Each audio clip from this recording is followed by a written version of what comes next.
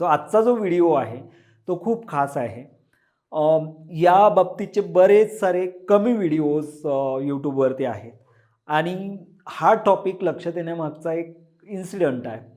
ज्यावेळेस एक मुलगी कोडफर्स्टमध्ये एन्क्वायरीसाठी व्हिजिट केली होती.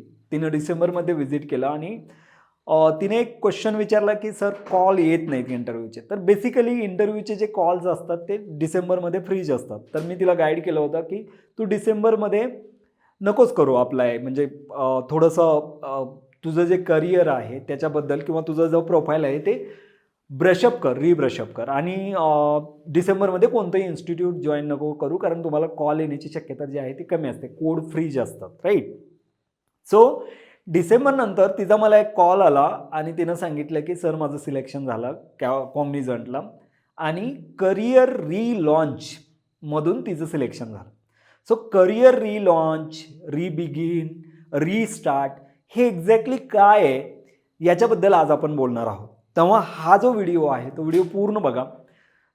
टॉप 10 कंपनीज आय टीमधल्या टॉप 10 ज्या MNCs आहेत त्या MNC बद्दलच्या करिअर रिस्टार्ट आणि करिअर रिलॉन्चच्या प्रोग्रामबद्दल आपण बोलणार आहोत.